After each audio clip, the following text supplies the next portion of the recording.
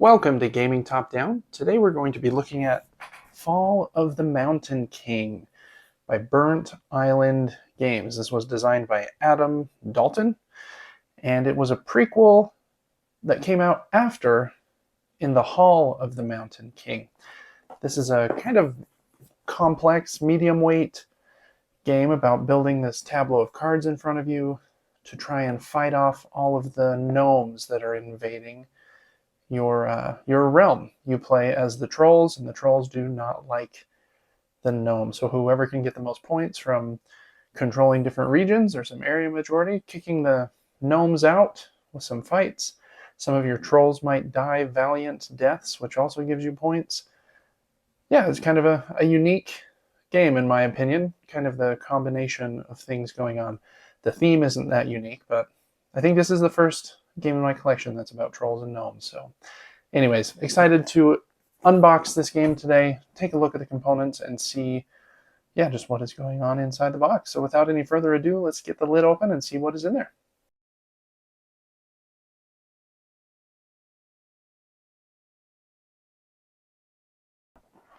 All right, first up is the rulebook and the rulebook for the solo mode. So let's take a peek at those really quickly. It's a game for 1 to 5 players, plays in 30 minutes per player. That'd be pretty long at 5 players, but hopefully you get a little better with it. With time, recommended for 14 plus, and there are a lot of components in this game. Like I said at the top, it's kind of medium heavy. I think it's like mid 3s on Board Game Geek.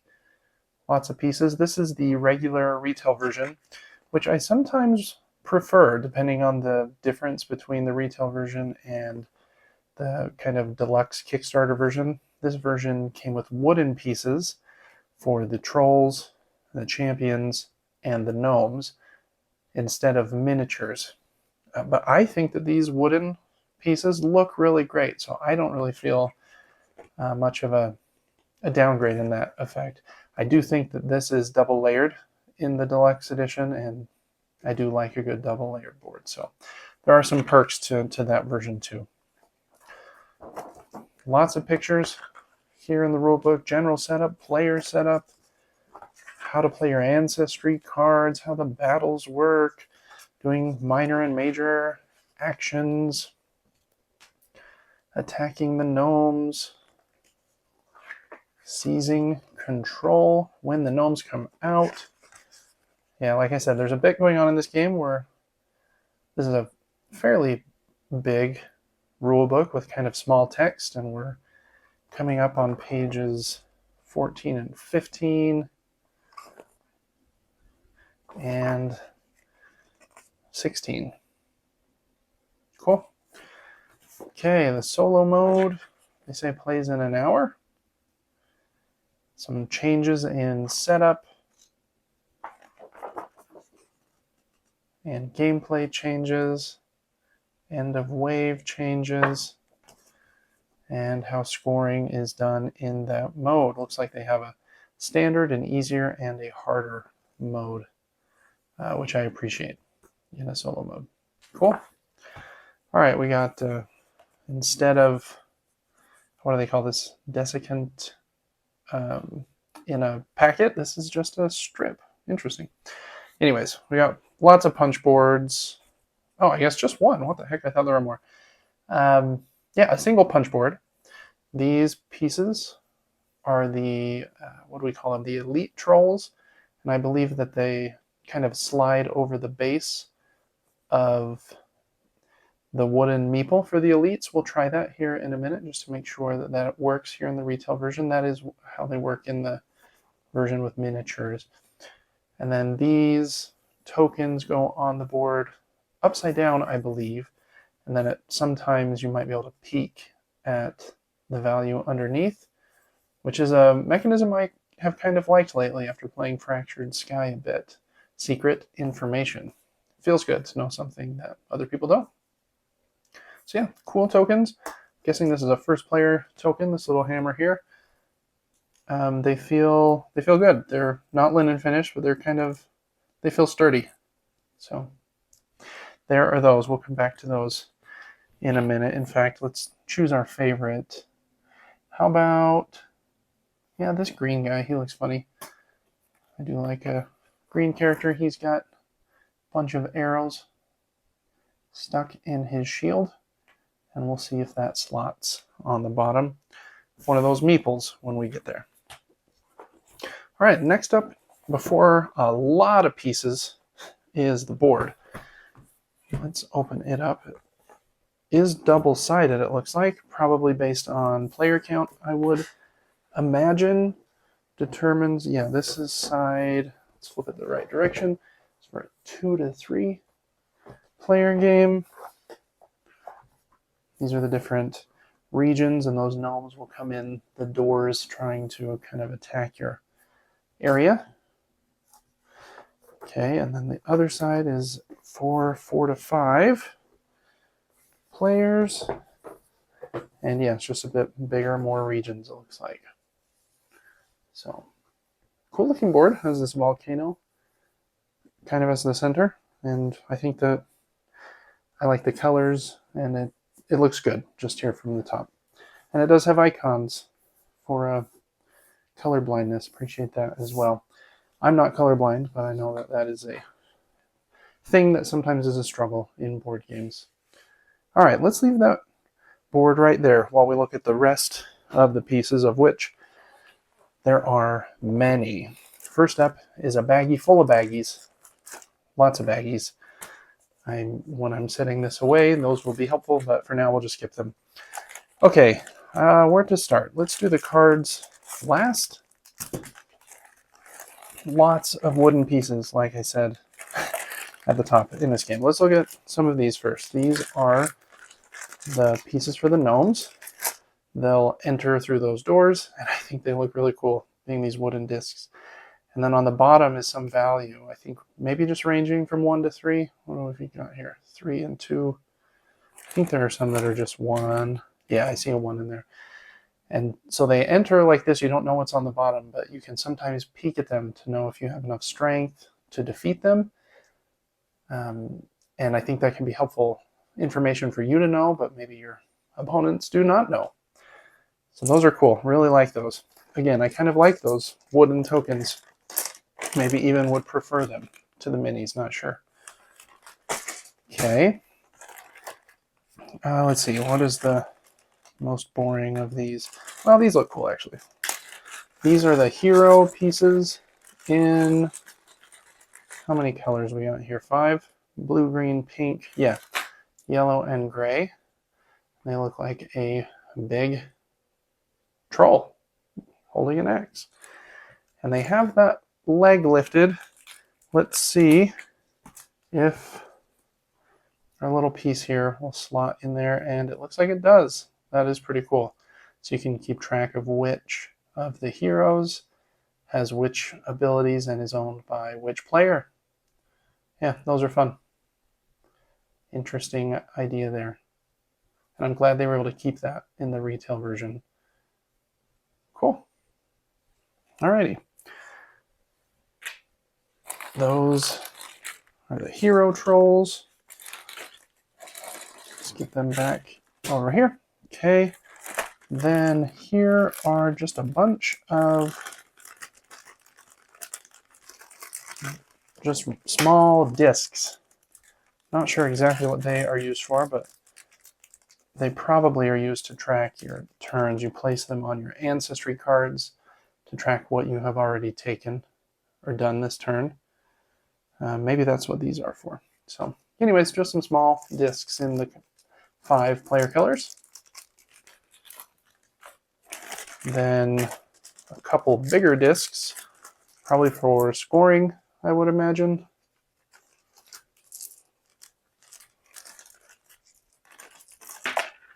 Whoops.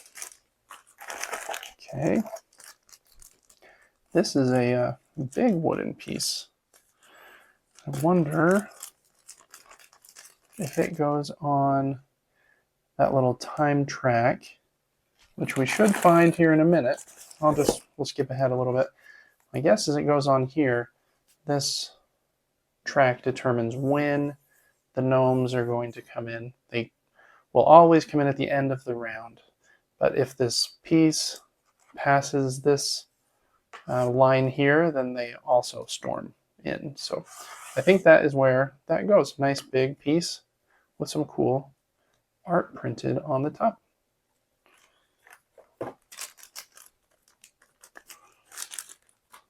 Okay, well, since we're here, there is that. It's not double-sided, but it does have some art on the back. Okay, these are your regular trolls. Again, in the 5 different colors. I'll just pull out green like usual. Those are a bit smaller than the hero ones we looked at earlier, but they look cool. I like how they look. Could maybe mistake them for what's his name, Taz, the Tasmanian Devil, or a gorilla. But, you know, I could believe that is a profile of a troll just fine. Maybe in my head, I'll retheme this game as Looney Tunes. And Taz is spinning all over the place. Okay. Here is a big red token. And I am not sure what that is for. Maybe it's used on that, or on this track actually over here. Well, it's a big, thick one, used for something important, I am sure. It's the wheel pawn, and this one's called the swarm token. Anyways, I love good big wooden pieces. All right, last set of wooden pieces here in the retail version is just a bunch of pretty standard, but a little bit large, but a little standard cubes. Maybe these are what are used to track your ancestry cards and what actions you've taken, but just some cubes. Okay, that is all of the wood. Then there are these tracks, 5 of them it looks like. Let's open them up. One for each player, and you will put a marker on here to show how many actions that you can do during each of the 3 rounds of the game. I think those look identical for the 5 players, and the back just has the solo mode printed on all of them. Okay, before we get to the many cards, actually, there is this board, yeah, and it is not double layered here in the retail version, but that's okay. I still think it looks nice. Nice thick board. I think that's to keep track of your alliance with the, how many is that? 7 different tribes of troll. They are called the Moss Clan, the Ice Clan, the Moon Clan, the Granite Clan, the Hammer Clan, the Mud Clan, and the Fire Clan. So which trolls are you going to be best friends with? Who knows? All right, that is all of those. Some more silica gel. And now let's look at the many cards that are in this game. First up, these are the starting ancestry cards. 1, 2, 3, yep, 5 of them. I think they're identical. They will be the start of your ancestry, and then on each turn with the smaller cards that we'll look at in a second, you'll overlap at least 1 square, and then everything that is showing you get to use as actions, kind of like Smartphone Ink a little bit there, but you're not redoing it every round. You'll just be placing more cards out, so it'll get bigger and bigger. So those are the starting ones. Here are the ones that you will be adding each round. Square cards. usually not a huge fan of, but these are probably fine. I don't think they spend a lot of time in your hand necessarily. They just kind of get drawn and then set down, maybe even drafted, but then you set them down on your ancestry card. And I think these give you a point at the end of the game, but you can't cover them up, so they're a little limiting there too. A whole bunch of those. Whoops. And it looks like they have a little mark there in the corner to show if it is a major action that would be used there. Helpful little reminder. All right, those are the ancestry cards. 3 more little sets of cards, then we're all done. This one's very small. I wonder if it has to do with the solo mode, maybe? That's gotta be what it is, I would imagine. I don't know, there's one for each of the 7 clans.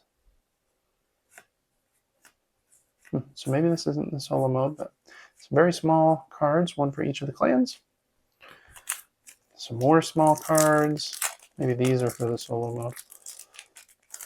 It looks like it's a kind of an objective, though. Control 11 or more different caverns. So yeah, these look like objectives that would earn you extra points. Defeat 6 or more gnomes in battle. And oh, I guess this is a Challenges mini expansion. Well, that's cool that it comes in the game. Changes for 2 players, rules for 3 or 4 players. Okay, like that. I will keep those separate. Maybe I'll stick them back in that baggie for now. And last up are these really big cards. And these are the Hero Trolls. More of them than I thought there might be. And I think they are different levels. Probably different waves. 1 or 2, 3. And that seems to be all, 0. Maybe those are the starting ones. These ones are linen finished, which is interesting, which I appreciate, so that's great. All right, bunch of big trolls. If you end up being the one that controls that hero, then you get some special ability for doing so. And like I mentioned earlier, you might get a token that you will add to a meeple and move them around the board.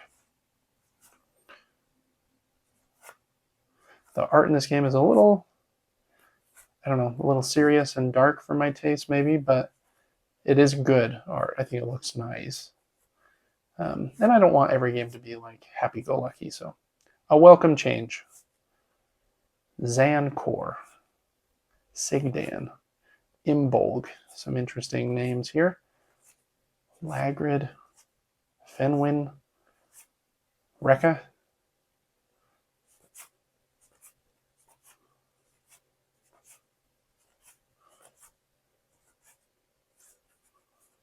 All right. Some of them, most of them have this track on the left side, which is how you'll track who wins the character, but some of them don't. Oh, these 0 starting ones. That makes sense, because they're probably just either randomly dealt out or drafted in some way, so you don't need to go up the track to win them. Look, we figured that out by ourselves. Cool, those look really fun. There's a lot of them in there. All right, that is going to do it for my unboxing of Fall of the Mountain King. Let me know in the comments if you have played this game, or any like it, I guess. Make sure to check out the rest of the content I have here on Gaming Top Down, our monthly giveaway that I do with my sister kind of YouTube channel that I do with my brother. So that was a weird way to say that, but we do a weekly video game and board game podcast, and we do a monthly giveaway. So make sure to check out that giveaway. It should be in the description below if you like this kind of content. And make sure to like this video, subscribe so that you can see my upcoming unboxings and reviews. Really appreciate it, and I will see you on the next one.